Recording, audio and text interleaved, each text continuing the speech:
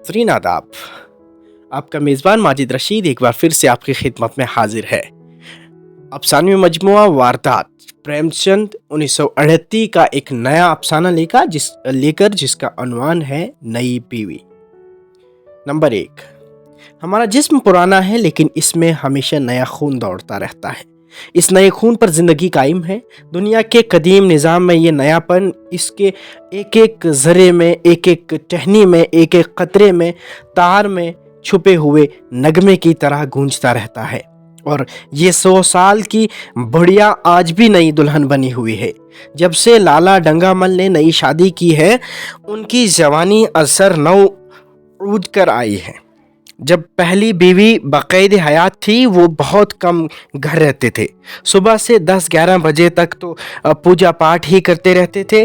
फिर खाना खाकर दुकान चले जाते थे। वहाँ से 1 बजे रात को लौटते थे और थके मांदे सो जाते। अगर लैला कभी कहती कि ज़रा और सवेरे आ जाया करो तो बिगड़ जाते। तुम्हारे लिए क्या दुकान बंद कर दूँ या रोज़गार छोड़ दूँ? ये वो ज़माना नहीं है कि एक लोटा जल चढ़ाकर लक्ष्मी को खुश कर लिया जाए। आजकल लक्ष्मी की चौखट पर माथा रगड़ना पड़ता है, तब भी उनका मुंह सीधा नहीं होता। लैला बेचारी खामोश हो जाती। अभी 6 महीने की बात है। लीला को जोर का बुखार था। लाला जी दुकान पर चलने लगे तो लैला ने डरते डरते कहा, देखो मेरी तबीयत अच्छी नहीं है, ज़रा सवेरे आ जाना। लाला जी ने पगड़ी उतारकर खूंटी पर लटका दी और बोले, अगर मेरे बैठे रहने से तुम्हारा जी अच्छा हो जाए तो मैं दुकान न जाऊंगा। लीला रंजीदा होकर बोली, मैं ये कब कहती हूँ कि तुम दुकान न जाओ? मैं तो ज़रा सवेरे आ जाने को कहती हो। तो क्या मैं दुकान पर बैठकर मौज करता हूँ? लीला कुछ न बोली। शौहर की ये बेइतनाई उसके लिए कोई नई बात न थी। इधर कई दिन से उसको दिल दोज तजर्बा हो रहा था कि उस घर में उसकी कद्र नहीं। अगर उसकी जवानी ढल चुकी थी तो उसका क्या कसूर था? किसकी जवानी हमेशा कायम रहती है?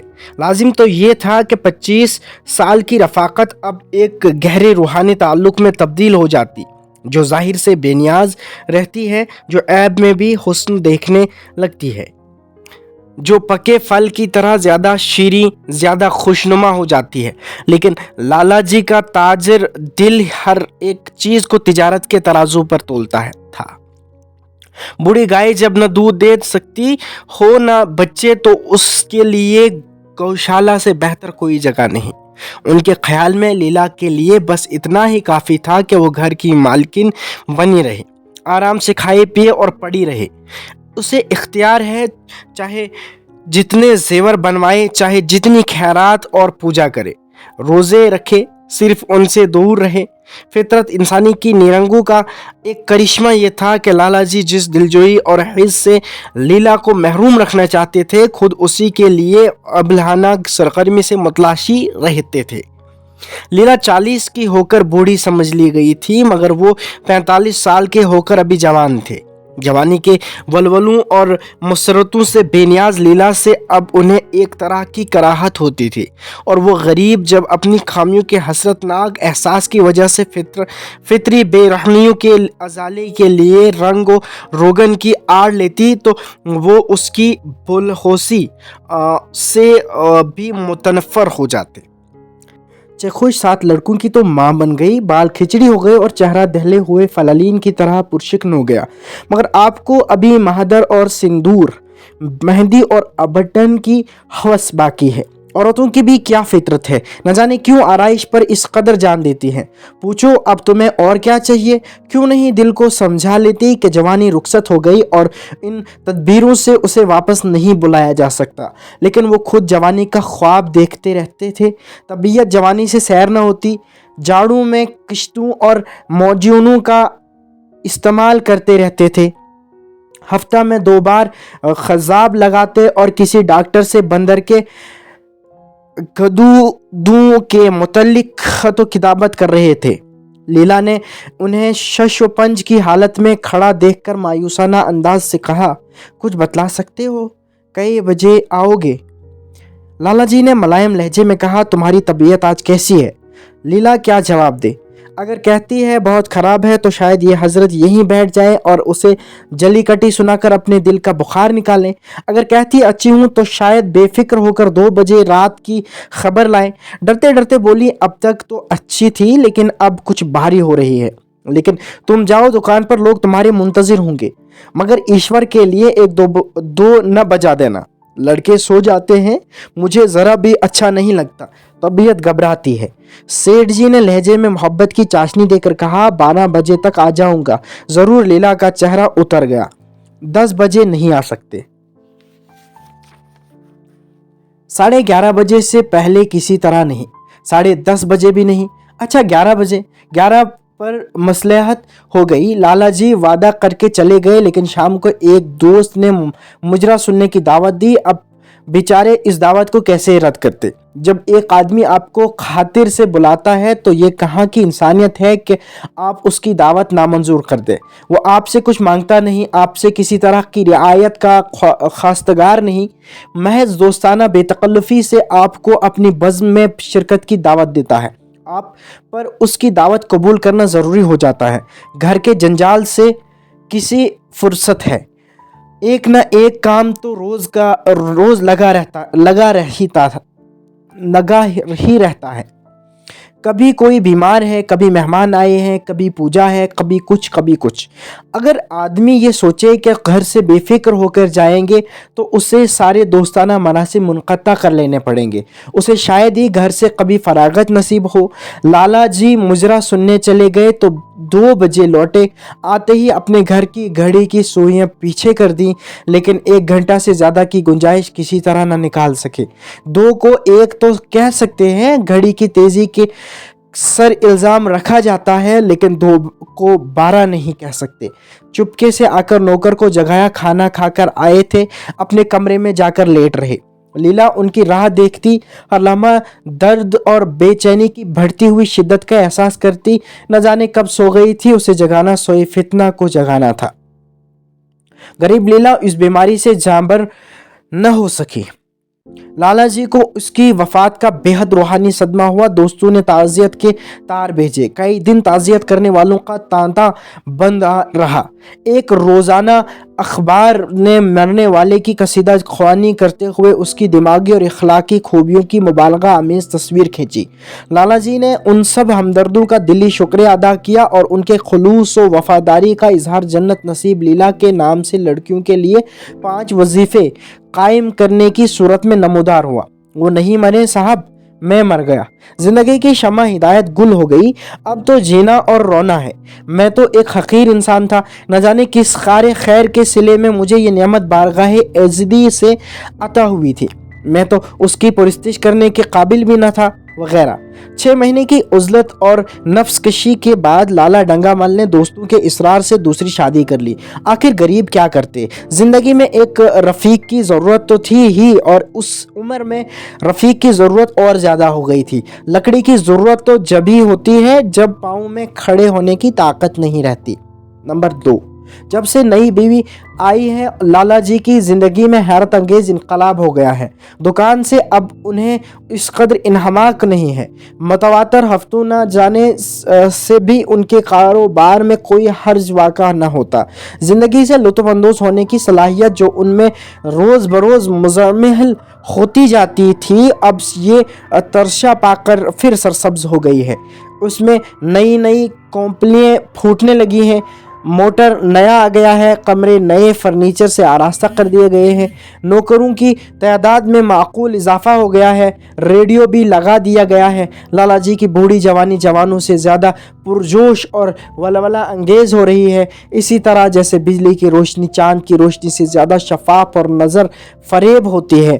لالا جی کو ان کے احباب ان کی اس جوان طبعی پر مبارکباد دیتے ہیں تو وہ فخر کے انداز سے کہتے ہیں، بھائی ہم تو ہمیشہ جوان رہے اور ہمیشہ جوان رہیں گے۔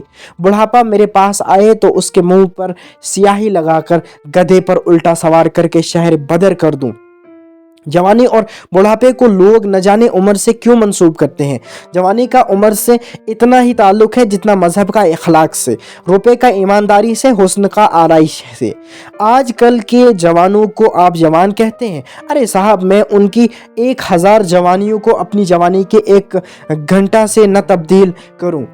मालूम होता है ज़िंदगी में कोई दिलचस्पी ही नहीं, कोई शौक़ ही नहीं। ज़िंदगी क्या है? गले में पड़ा हुआ ढोल है।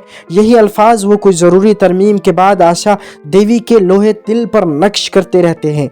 इससे हमेशा सिनेमा, थिएटर, सैर, दरिया के लिए इसरार करते रहते हैं। लेकिन आशा न जाने क्यों इन दिलचस्पियों से ज़रा भी मुतासिर नहीं। वो जाती तो है मगर बहुत इसरार के बाद। एक दिन लाला जी ने आकर कहा, चलो आज बजरे पर दरिया की सैर कराएं। बारिश के दिन थे, दरिया चढ़ा हुआ था। अबर की कतारें बैनुल अक़वामी फ़ौजों की सी रंग बेरंग वर्दियाँ पहने आसमान पर कवायद कर रही थी। सड़क पर लोग मिला मलार और 12 मासे गाते चले जा रहे थे। बागों में झूले पड़ गए थे। आशा ने बेदिली से कहा, मेरा तो जी नहीं चाहता। लाला जी ने तादेब आमेज इसरार से कहा, तुम्हारी कैसी तबीयत है जो सैर व तफरीह की जानिब माइल नहीं होती। आप जाएं, मुझे और कई काम करने हैं। काम करने को ईश्वर ने आदमी दे दिए हैं, तुम्हें काम करने की क्या ज़रूरत है। महाराज, अच्छा सालन नहीं पकाता। आप खाने बैठेंगे तो यूं ही उठ जाएंगे। आशा अपनी फुर्सत का बेशतर हिस्सा लाला जी के लिए अनवा इकसाम के खाने पकाने में सर्फ करती थी।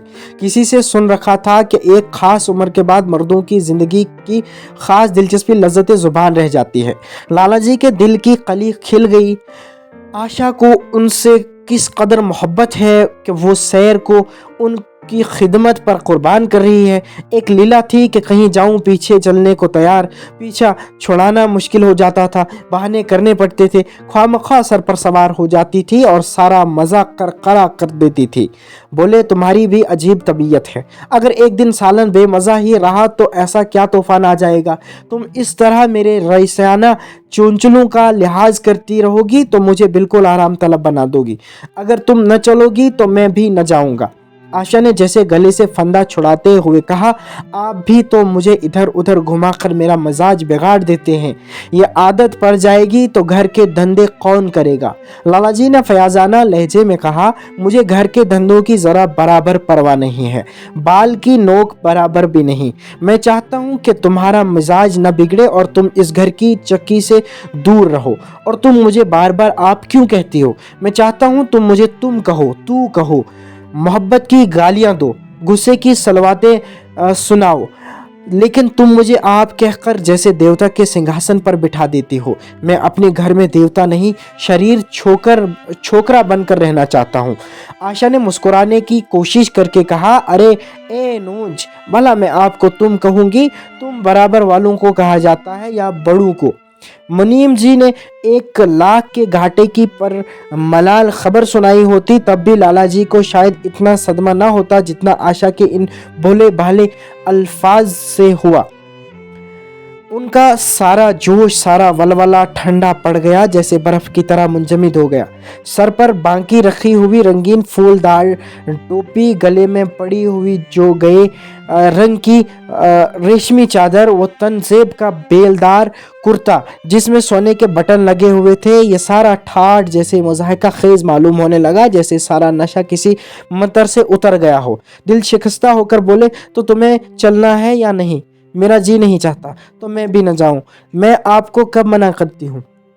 फिर आप कहा। आशा ने जैसे अंदर से जोर लगाकर कहा, तुम। और उसका चेहरा शर्म से सुर्ख हो गया। हाँ, इसी तरह तुम कहा करो। तो तुम नहीं चल रही हो। अगर मैं कहूँ कि तुम्हें चलना पड़ेगा तब चलूंगी। आपके हुक्म की पाबंदी मेरा फर्ज है। लाला जी हुक्म न दे सके। फर्ज और हुक्म जैसे अल्फाज से उनके कानों में खराश सी होने लगी। खसियाने होकर बाहर चले। इस वक्त आशा को उन पर रहम आ गया। बोली, तो कब तक लौटोगे। मैं नहीं जा रहा हूँ। अच्छा, तो मैं भी चलती हूँ। जिस तरह कोई ज़िद्दी लड़का रोने के बाद अपनी मतलूबा चीज़ पाकर उसे पैरों से ठुकरा देता है, इसी तरह लाला जी ने रोना मुंह बनाकर कहा, तुम्हारा जी नहीं चाहता तो न चलो। मैं मजबूर नहीं करता। आप नहीं, तुम बुरा मान जाओगे। आशा सैर करने गई लेकिन उमंग से नहीं। जो मामूली साड़ी पहने हुए थी वही पहने चल खड़ी हुई। न कोई नफीस साड़ी, न कोई मरसा जेवर, न कोई सिंगार जैसे बेवा हो। ऐसे ही बातों से लाला जी दिल में झुंझला उठते थे। शादी की थी जिंदगी का लुत्फ उठाने के लिए, झुलमलाते हुए चिराग में तेल डालकर उसे और रोशन करने के लिए। अगर चिराग की रोशनी तेज न हुई तो तेल डालने से क्या फ़ायदा। न जाने उसकी तबीयत क्यों इस कदर खुश्क और अफसरदा है, जैसे कोई ओसर का दरख्त हो। कितना ही पानी डालो उसमें हरी पत्तियों के दर्शन ही नहीं होते। जड़ाओ जेवरों के भरे संदूक रखे हैं, कहाँ कहाँ से मंगवाए। दिल्ली से, कलकत्ते से, फ्रांस से कैसी कैसी बेशकीमत साड़ियाँ रखी हुई हैं, एक नहीं सैकड़ों, मगर संदूक में कीड़ों की खुराक बनने के लिए। गरीब खानदान की लड़कियों में यही ऐब होता है, उनकी निगाह हमेशा तंग रहती है। न खा सके, न पहन सके, न दे सके। उन्हें तो खजाना भी मिल जाए तो यही सोचती रहेंगी कि भला उसे खर्च कैसे करें। दरिया की सैर तो हुई मगर कुछ लुत्फ न आया। नंबर 3, कई माह तक आशा की तबीयत को उभारने की नाकाम कोशिश करके लाला जी ने समझ लिया कि ये मुहर्रम की पैदाइश है, लेकिन फिर भी बराबर मशक जारी रखी। उस व्यापार में एक खतीर रकम सर्फ करने के बाद वो उससे ज़्यादा नफ़ा उठाने के ताजराना तकाजे को कैसे नज़रअंदाज करते। दिलचस्पी की नई नई सूरतें पैदा की जाती। ग्रामोफोन अगर बिगड़ गया है, गाता नहीं या आवाज़ साफ नहीं निकालता तो उसकी मरम्मत करनी पड़ेगी। उसे उठाकर रख देना ये तो हिमाकत है। इधर बूढ़ा महाराज बीमार होकर चला गया था और उसकी जगह उसका 16-17 साल का लड़का आ गया था। कुछ अजीब मस्खरा सा, बिल्कुल उचड़ और दहकानी, कोई बात ही न समझता। उसके फुल्के अकलदीस की शक्लों से भी ज़्यादा मुख्तलिफ शक्ल हो जाते। बीच में मोटे किनारे पतले दाल, कभी तो इतनी पतली जैसे चाय और कभी इतनी गाढ़ी जैसे दही। कभी नमक बिल्कुल फीका, कभी इतना तेज़ कि नींबू का नमकीना अचार। आशा सवेरे ही से रसोई में पहुंच जाती और उस बदसलीके महाराज को खाना पकाना सिखाती। तुम कितने नालायक आदमी हो जुगल, इतनी उम्र तक तुम क्या खास खोदते रहे या बाहर झोंकते रहे कि फुलके तक नहीं बना सकते। जुगल आंखों में आंसू भरकर कहता, बहू जी अभी मेरी उम्र ही क्या है, 17वां ही साल तो है। आशा हंस पड़ी, तो क्या रोटियां पकाना 10-20 साल में आता है? आप एक महीना सिखा दें बहू जी, फिर देखना मैं आपको कैसे फुलके खिलाता हूँ कि जी खुश हो जाए। जिस दिन मुझे फुलके बनाने आ जाएंगे मैं आपसे कोई नाम लूँगा। सालन तो अब मैं कुछ कुछ पकाने लगा हूँ ना। आशा हौसला अफजा तबस्सुम से बोली, सालन नहीं वो पकाना आता है। अभी कल ही नमक इतना तेज़ था कि खाया न गया। मैं जब सालन बना रहा था तो आप यहाँ कब थी? अच्छा तो जब मैं यहाँ बैठी रहूँ तब तुम्हारा सालन लजीज पकेगा। आप बैठी रहती हैं तो मेरी अक्ल ठिकाने रहती है, और मैं नहीं रहती तब तो आपके कमरे के दरवाजे पर जा बैठती है। तुम्हारे दादा आ जाएंगे तो तुम चले जाओगे? नहीं बहू जी, किसी और काम में लगा दीजिएगा, मुझे मोटर चलाना सिखवा दीजिएगा। नहीं नहीं आप हट जाएं, मैं पतीली उतार लूँगा। ऐसी अच्छी सारी आपकी, कहीं दाग लग जाए तो क्या हो? दूर रहो, फोहड़ तो तुम ही हो, कहीं पतीली पैर पर गिर पड़े तो महीनों झेलोगे। जुगल अफसरदा हो गया, नहीफ चेहरा और भी खुश्क हो गया। आशा ने मुस्कुराकर पूछा, क्यों मुंह क्यों लटक गया सरकार? सरकार का आप डांट देती हैं बहू जी तो मेरा दिल टूट जाता है। सेठ जी कितना ही घड़के मुझे ज़रा भी सदमा नहीं होता। आपकी नज़र कड़ी देखकर जैसे मेरा खून सर्द हो जाता है। आशा ने तशफ़ी दी, मैंने तुम्हें डांटा नहीं, सिर्फ इतना ही कहा कि कहीं पतीली तुम्हारे पाँव पर गिर पड़े तो क्या हो। हाथ तो आपका भी है, कहीं आपके हाथ से ही छूट पड़े तब। सेठ जी ने रसोई के दरवाजे पर आकर कहा, आशा ज़रा यहाँ आना, देखो तुम्हारे लिए कितने खुशनुमा गमले लाया हूँ, तुम्हारे कमरे के सामने रखे जाएंगे। तुम वहाँ धोकर में क्या परेशान होती हो? लौंडे से कह दो कि महाराज को बुलाए, वरना मैं कोई दूसरा इंतज़ाम कर लूँगा। महाराज की कमी नहीं है, आखिर कब तक कोई रियायत करे? इस गधे को ज़रा भी तो तमीज़ नहीं आई। सुनता है जुगल, आज लिख दे अपने बाप को। चूल्हे पर तो तवा रखा हुआ था। आशा रोटियां बेल रही थी। जुगल तवे के लिए रोटियों का इंतज़ार कर रहा था। ऐसी हालत में भला वो कैसे गमले देखने जाती। कहने लगी, अभी आती हूँ, ज़रा रोटी बेल रही हूँ, छोड़ दूंगी तो जुगल टेढ़ी मेढ़ी बेलेगा। लाला जी ने कुछ चिढ़कर कहा, अगर रोटियां टेढ़ी मेढ़ी बेलेगा तो निकाल दिया जाएगा। आशा अनसुनी करके बोली, 10-5 दिन में सीख जाएगा, निकालने की क्या ज़रूरत है, तुम चलकर बता दो गमले कहाँ रखे जाएं। कहती हूँ रोटियां बेल कर आई जाती हूँ। नहीं, मैं कहता हूँ तुम रोटियां मत बेलो, तुम ख्वामखा जिद करते हो। लाला जी सन्नाटे में आ गए। आशा ने कभी इतनी इल्तफाती से उन्हें जवाब न दिया था, और ये महज बेइल्तफाती न थी, उसमें तिरछी भी थी। खफीफ होकर चले गए। उन्हें ऐसा गुस्सा आ रहा था कि उन गमलों को तोड़कर फेंक दें और सारे पौधों को चूल्हे में डाल दें। जुगल ने सहमे हुए लहजे में कहा, आप चली जाएं बहूजी, सरकार नाराज होंगे। बको मत, जल्दी रोटियां सेंको, नहीं निकाल दिए जाओगे, और आज मुझसे रुपए लेकर अपने लिए कपड़े बनवा लो। भिखमंगू की सी सूरत बनाए घूमते हो, और बाल क्यों इतने बढ़ा रखे हैं, तुम्हें नाई भी नहीं जुड़ता। कपड़े बनवा लूं तो दादा को क्या हिसाब दूंगा। अरे बेवकूफ़, मैं हिसाब में नहीं देने को कहती, मुझे ले जाना। आप बनवाएंगी तो अच्छे कपड़े लूँगा, महीन खदर का कुर्ता, खदर की धोती, रेशमी चादर और अच्छी सी चप्पल। आशा ने मिठास भरे तबस्सुम से कहा, और अगर अपने दाम से बनवाना पड़े तो तब कपड़े बनवाऊंगा ही नहीं। बड़े चालाक हो तुम। आदमी अपने घर पर रूखी रोटी खाकर सो रहता है, लेकिन दावत में अच्छे अच्छे पकवान ही खाता है। ये सब मैं नहीं जानती। एक गाढ़े का कुर्ता बनवा लो और एक टोपी, हजामत के लिए 2 आने पैसे ले लो। रहने दीजिए, मैं नहीं लेता। अच्छे कपड़े पहनकर निकलूंगा तो आपकी याद आएगी, सड़ेल कपड़े हुए तो जी जलेगा। तुम बड़े खुदगर्ज हो, मुफ्त के कपड़े लोगे और आला दर्जे के। जब यहाँ से जाने लगूंगा तो आप मुझे अपनी तस्वीर दे दीजिएगा। मेरी तस्वीर लेकर क्या करोगी? अपनी कोठरी में लगा दूंगा और देखा करूंगा। बस वही साड़ी पहनकर खिंचवाना जो कल पहनी थी, और वही मोतियों वाली माला भी हो। मुझे नंगी नंगी सूरत अच्छी नहीं लगती। आपके पास तो बहुत गहने होंगे, आप पहनती क्यों नहीं? तो तुम्हें गहने अच्छे लगते हैं? बहुत। लाला जी ने फिर आकर खफ्त आमेज लहजे में कहा, अभी तक तुम्हारी रोटियां नहीं पकी। जुगल, अगर कल से तुमने अपने आप अच्छी रोटियां न बनाई तो मैं तुम्हें निकाल दूंगा। आशा ने फौरन हाथ धोए और बड़ी मसरत आमेज तेजी से लाला जी के साथ जाकर गमलों को देखने लगी। आज उसके चेहरे पर गैर मामूली शगुफ्तगी नजर आ रही थी। उसके अंदाजे गुफ्तगू में भी दिल आवेज शीरीनी थी। लाला जी की सारी खफ्त गायब हो गई। आज उसकी बातें जुबान से नहीं, दिल से निकलती हुई मालूम हो रही थी। बोली, मैं उनमें से कोई गमला न जाने दूंगी, सब मेरे कमरे के सामने रखवाना। सब कितने सुंदर पौधे हैं, वाह, उनके हिंदी नाम भी बता देना। लाला जी ने छेड़ा, सब लेकर क्या करोगी? 10-5 पसंद कर लो, बाकी बाहर बागीचे में रखवा दूंगा। जी नहीं, मैं एक भी नहीं छोड़ूंगी, सब यहीं रखे जाएंगे। बड़ी हरीस हो तुम। हरीस सही, मैं आपको एक भी न दूंगी। 10-5 तो दे दो, इतनी मेहनत से लाया हूं। जी नहीं, उनमें से एक भी न मिलेगा। नंबर 4। दूसरे दिन आशा ने अपने को जेवरों से खूब आरास्ता किया और फिरोजी साड़ी पहनकर निकली तो लाला जी की आंखों में नूर आ गया। अब उनकी आशिकाना दिलजोइयों का कुछ असर हो रहा है ज़रूर, वरना उनके बार बार तकाजा करने पर, मन्नत करने पर भी उसने कोई जेवर न पहना था। कभी कभी मोतियों का हार गले में डाल लेती थी, वो भी बेदिली से। आज उन जेवरों से मरसा होकर वो फूली नहीं समाती, इतराती जाती है। गोया कहती है, देखो मैं कितनी हसीन हूँ। पहले जो कली थी वो आज खिल गई है।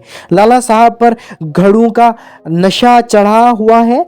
वो चाहते हैं कि उनके अहबाब व आज़ा आकर उस सोने की रानी के दीदार से अपनी आंखें रोशन करें, देखें कि उनकी ज़िंदगी कितनी पुरलुत्फ है। जो अनवा अक़साम के शकूक दुश्मनों के दिलों में पैदा हुए थे, उन आंखें खोल कर देखें। एतमाद, रवादारी और फरासत ने कितना खुलूस पैदा कर दिया है। उन्होंने तजवीज़ की, चलो कहीं सैर कर आए, बड़ी मज़ेदार हवा चल रही है। आशा उस वक्त कैसे आ सकती है, अभी उसे रसोई भी जाना है। वहाँ से कहीं 12-1 बजे तक फुर्सत मिलेगी, फिर घर के काम धंधे सर पर सवार हो जाएंगे, उसे कहाँ फुर्सत है। फिर कल से उसके कलीजे में कुछ दर्द भी हो रहा है। रह रह कर दर्द उठता है, ऐसा दर्द कभी न होता था। रात न जाने क्यों दर्द होने लगा। सेठ जी एक बात सोचकर दिल ही दिल में फूल उठे। वो गोलियां रंग ला रहे थे।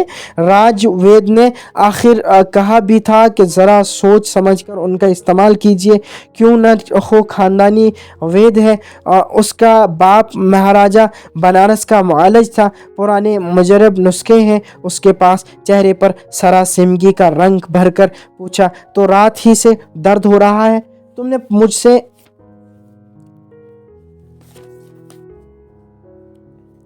कहा नहीं, वरना वैद्य जी से कोई दवा मंगवा देता। मैंने समझा था कि आप अच्छा हो जाएगा, मगर अब बढ़ रहा है। कहाँ दर्द हो रहा है? ज़रा देखूं तो कुछ आमाश तो नहीं है।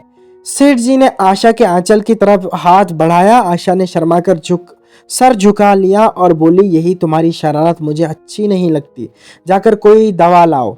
सेठ जी अपनी जवान मर्दी का ये डिप्लोमा पाकर उससे कई ज़्यादा महफूज हुए जितना शायद राय बहादुरी का खिताब पाकर होते। अपने उस कार नुमाइयाँ की दाद लिए बगैर उन्हें कैसे चैन हो जाता। जो लोग उनकी शादी से मुतल्लिक शुबा में सरगोशियाँ करते थे, उन्हें ज़क देने का कितना नादिर मौका हाथ आया है। पहले पंडित भोलानाथ के घर पहुंचे और बादले दर्दमंद बोले, मैं तो भाई सख्त मुसीबत में मुब्तला हो गया। कल से उनके सीने में दर्द हो रहा है, कुछ अक्ल काम नहीं करती। कहती हैं ऐसा दर्द पहले कभी नहीं हुआ है। भोलानाथ ने कुछ ज़्यादा हमदर्दी का इजहार नहीं किया, बोले हवा लग गई होगी और क्या। सेठ जी ने उनसे इख्तलाफ किया, नहीं पंडित जी, हवा का फसाद नहीं है, कोई अंदरूनी शिकायत है, अभी कमसिन ही है ना। राजवैद्य से कोई दवा लिए लेता हूँ। मैं तो समझता हूँ आप अच्छा हो जाएगा। आप बात नहीं समझते, यही आप में नुक्स है। आपका जो ख्याल है वो बिल्कुल गलत है। मगर खैर, दवा लाकर दीजिए और अपने लिए भी कोई दवा लेते आइएगा। सेठ यहाँ से उठकर अपने दोस्त लाला भागमल के पास पहुँचे और उनसे भी करीब करीब इन्हीं अल्फाज में पुरमलाल खबर कही। भागमल बड़ा शहदा था, मुस्कुरा कर बोला, मुझे तो आपकी शरारत मालूम होती है। सेठ जी की बातें खिल गई। मैं अपना दुख सुना रहा हूँ और तुम्हें मजाक सूझता है। ज़रा भी इंसानियत तुम में नहीं है। मैं मजाक नहीं कर रहा हूँ, भला इसमें मजाक की क्या बात है। वो है कमसिन नाजुक अंदाम, आप ठहरे आजमोदा कार मर्द मैदान। बस अगर ये बात न निकले तो मुझे मंडवा डालूं। सेठ जी ने मुतय्यन सूरत बनाई, मैं तो भाई बड़ी एहतियात करता हूँ, तुम्हारे सर की कसम। जी रहने दीजिए, मेरे सर की कसम न खाए, मेरे भी बाल बच्चे हैं, घर का अकेला आदमी हूँ, किसी काता दवा का इस्तेमाल कीजिए। उन्हें राजवेद से कोई दवा लेता हूँ। उसकी दवा वैद्य जी के पास नहीं, आपके पास है। सेठ जी की आंखों में नूर आ गया, शबाब का एहसास पैदा हुआ और उसके साथ चेहरे पर भी शबाब की झलक आ गई। सीना जैसे कुछ फराख हो गया। चलते वक्त उनके पैर कुछ ज़्यादा मजबूती से ज़मीन पर पड़ने लगे और सर की टोपी भी खुदा जाने क्यों कज हो गई। बुशरे से एक बांकपन की शान बरस रही थी। राजवैद ने मज़दाए जाफज़ा असना तो बोले, मैंने कहा था ज़रा सोच समझकर उन गोलियों का इस्तेमाल कीजिएगा। आपने मेरी हिदायत पर तवज्जो ना की। ज़रा महीने 2 महीने उनका इस्तेमाल कीजिए और परहेज़ के साथ रहिए, फिर देखिए उनका एजाज़।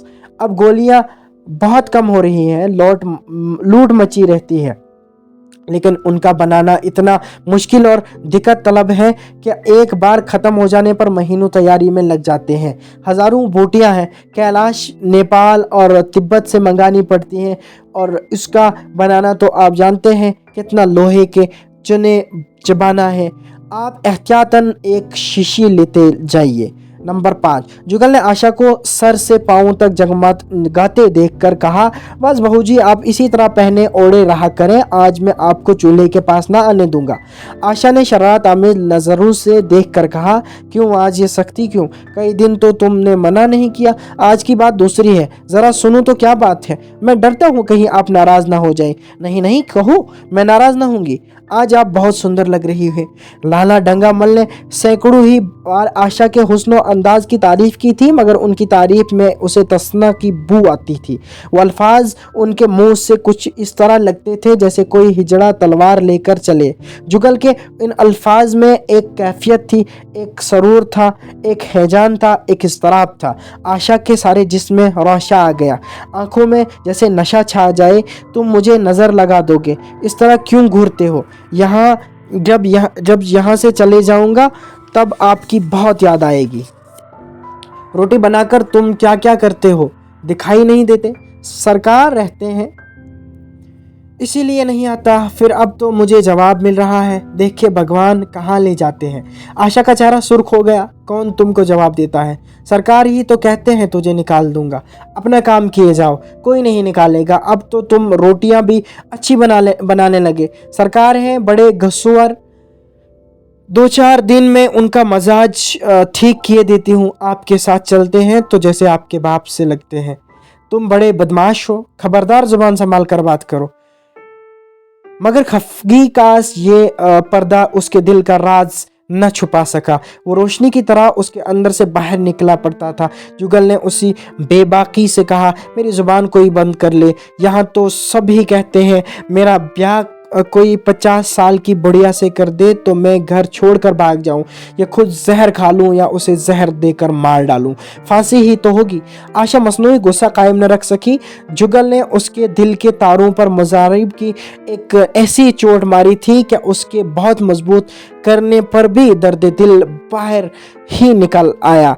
किस्मत भी तो कोई चीज़ है, ऐसी किस्मत जाए जहन्नुम में। तुम्हारी शादी किसी बुढ़िया से करूंगी, देख लेना। तो मैं भी जहर खा लूंगा, देख लीजिएगा। क्यों बुढ़िया तुम्हें जवान से ज़्यादा प्यार करेगी, ज़्यादा खिदमत करेगी, तुम्हें सीधे रास्ते पर रखेगी। ये सब माँ का काम है। बीवी जिस काम के लिए है उसी के लिए है। आखिर बीवी किस काम के लिए है? आप मालिक हैं, नहीं तो बतला देता बीवी किस काम के लिए है। मोटर की आवाज आई। न जाने कैसे आशा के सर का आंचल खिसक कर कंधे पर आ गया था। उसने जल्दी से आंचल सर पर खींच लिया और ये कहती हुई अपने कमरे की तरफ चली, लाला खाना खाकर चले जाएंगे, तुम जरा आ जाना। अफसाना नई बीवी होता है यहीं पे खत्म। इजाजत दीजिए, खुदा हाफिज।